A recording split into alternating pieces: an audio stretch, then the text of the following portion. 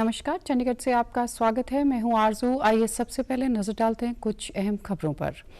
प्रधानमंत्री ने आज पीएम किसान सम्मान निधि योजना के तहत देश के 9.5 करोड़ से अधिक किसानों को आर्थिक लाभ की 8वीं किश्त की जारी।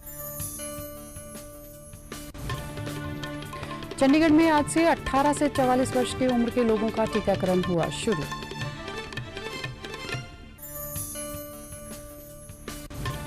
और आज पूरे देश भर में मनाई जा रही है ईद उल फितर। इस अवसर पर राष्ट्रपति और प्रधानमंत्री ने देशवासियों को दी शुभकामनाएं।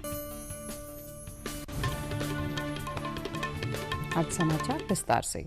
प्रधानमंत्री नरेंद्र मोदी ने आज प्रधानमंत्री किसान सम्मान निधि योजना के तहत देश के 9.5 करोड़ से अधिक किसानों को आर्थिक लाभ की 8वीं किश्त जारी की।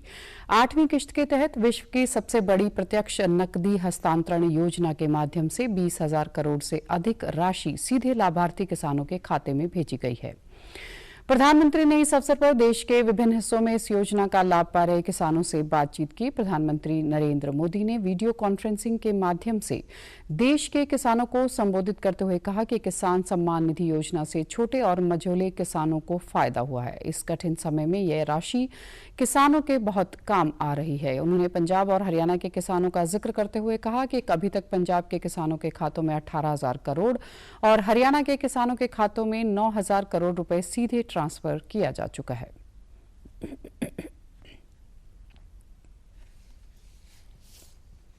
किसान के हक का पैसा सीधा उसके बैंक खाते में जमा हो रहा है। मुझे संतोष है कि पंजाब और हरियाणा के लाखों किसान पहली बार डायरेक्ट ट्रांसफर की इस सुविधा से जुड़े हैं। अभी तक पंजाब के किसानों के बैंक खाते में करीब 18,000 करोड़ रुपए और हरियाणा के किसानों के बैंक खाते में 9,000 करोड़ रुपए सीधे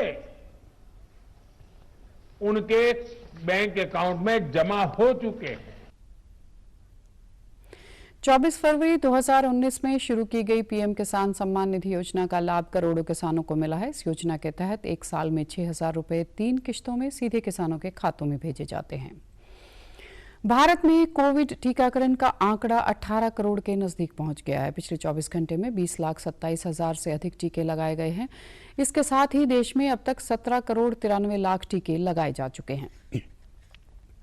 करीब 4 करोड़ 5 लाख से अधिक लोगों को कोविड के दोनों टीके लगा दिए गए हैं, जबकि लगभग 13 करोड़ 88 लाख को पहला टीका दिया गया है। स्वास्थ्य मंत्रालय ने बताया कि बीते 24 घंटे में 18 से 44 वर्ष के लोगों को 4,37,000 से अधिक वैक्सीन दी गई हैं। अब तक इस आयु वर्ग के व्यक्तियों को करीब 39,14,000 टीके लगाए गए हैं। केंद्रीय स्वास्थ्य सचिव राजेश भूषण ने सभी राज्यों और केंद्र शासित प्रदेशों को पत्र लिखकर कोविशील्ड वैक्सीन की दूसरी डोज 12 से 16 सप्ताह के अंतराल पर देना सुनिश्चित करने को कहा है।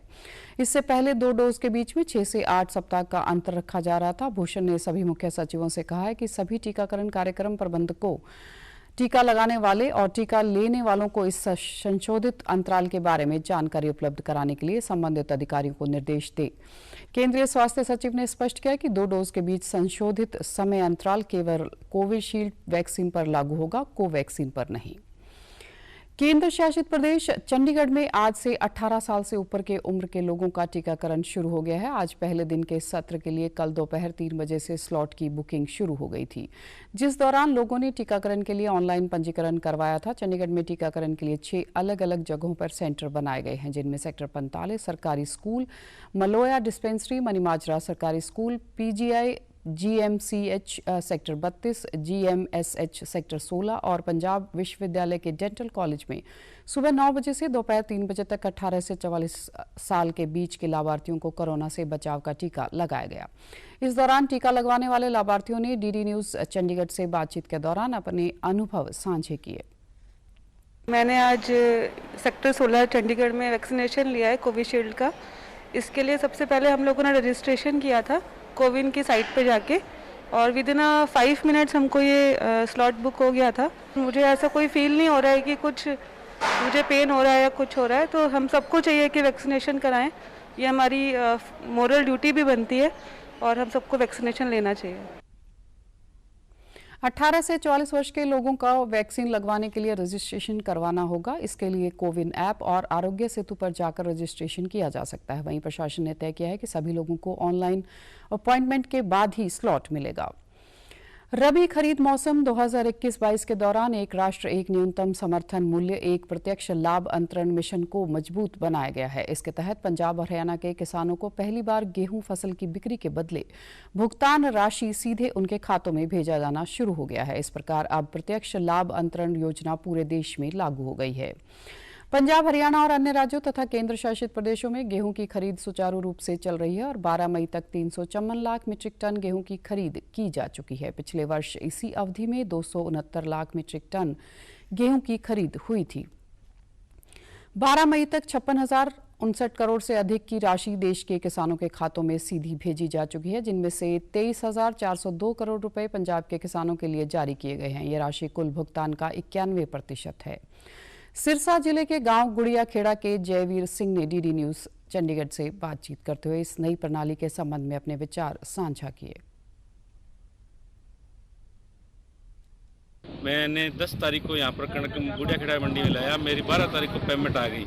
ये मेरे पास मैसेज भी है इसका, ये देखो जी, ये मैसेज मेरे 12 तारीख को पेमेंट आ गई थी। एफसीआई का सिस्टम बहुत बढ़िया है जी, यहाँ कोई दिक्कत नहीं है। इस मंडी में बारदाना टाइम पर मिला है, हमें कोई दिक्कत नहीं है। हाँ, सब सुविधा है जी, कोई दिक्कत नहीं है। एफसीआई का मैनेजमेंट बहुत बढ़िया है जी।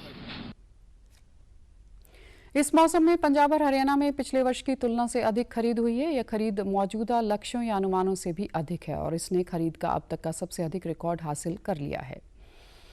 कोरोना महामारी के दौरान कई ऐसे परिवार और सामाजिक संस्थान लोगों की मदद करने के लिए आगे आ रही हैं। ऐसी ही एक महिला अपने परिवार के साथ मिलकर कोरोना बीमारी से ग्रसित लोगों और परिवारों को मुफ्त में खाना मुहैया करवा रही हैं। ये वह लोग हैं जो घरों में आइसोलेशन में हैं और उनके परिवार में खाना बनाने वाला और कोई नहीं है। ऐसे में पंजाब यूनिवर्सिटी में शिक्षक कंचन मेहरा पिछले कई दिनों से लोगों की मदद के लिए अपने घर से ही खाना बनाकर उन घरों तक पहुंचा रही हैं। कंचन ने बताया कि इस काम में उनका पूरा परिवार साथ देता है और साथ ही डिलीवरी करने के लिए उनके विद्यार्थी हैं जो इस काम में साथ देते हैं। I have a small team. My husband 2 बच्चे हैं और एक हेल्प है चॉपिंग वगैरह करने के लिए। So this is how खाना बेसिकली मैं ही बनाती हूँ, बट मेरे असिस्टेंट 4 हैं, 4 या 5 असिस्टेंट हैं। मेरे फादर हैं, इवन ही हेल्प्स अस।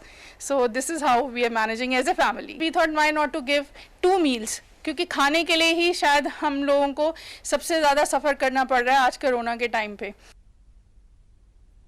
फिलहाल कंचन और उनका परिवार खरड़ के ही इलाकों में लोगों को खाना पहुंचा रहे हैं। इसके लिए कंचन के पति मुदित मेहरा ने सोशल मीडिया का प्लेटफॉर्म का उपयोग किया, जहां से वह जरूरतमंद लोगों तक पहुंच पा रहे हैं।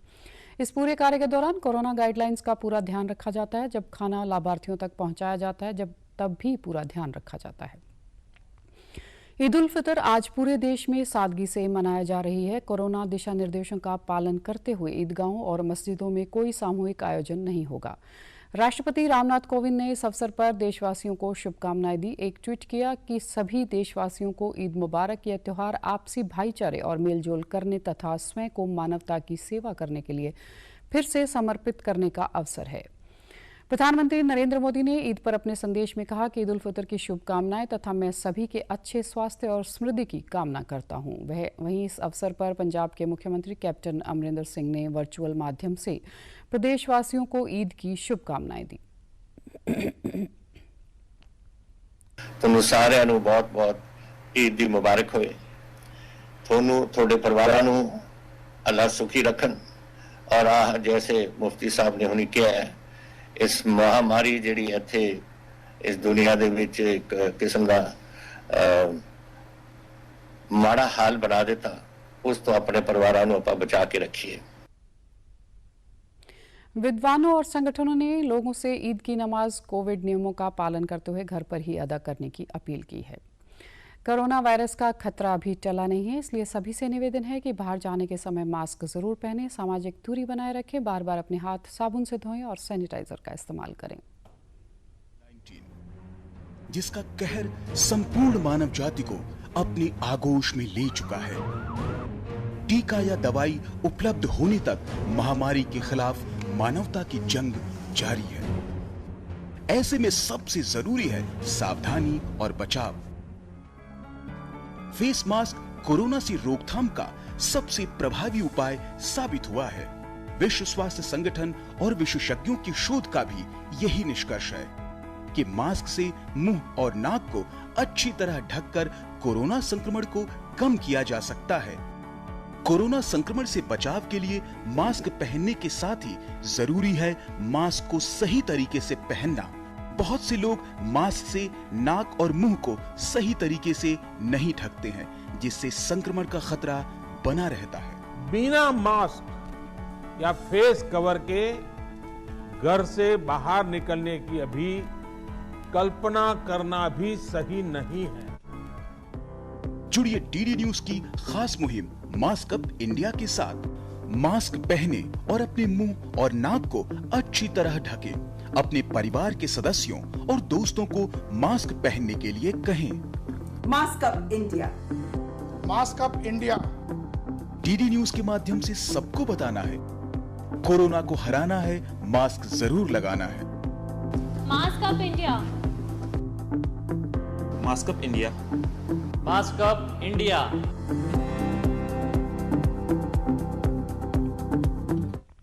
और आप हमारे समाचार YouTube channel DD news Chandigarh, Facebook DD news Chandigarh और Twitter handle DD news CHD पर भी देख सकते हैं। इसी के साथ चंडीगढ़ से समाचारों का सिलसिला समाप्त होता है।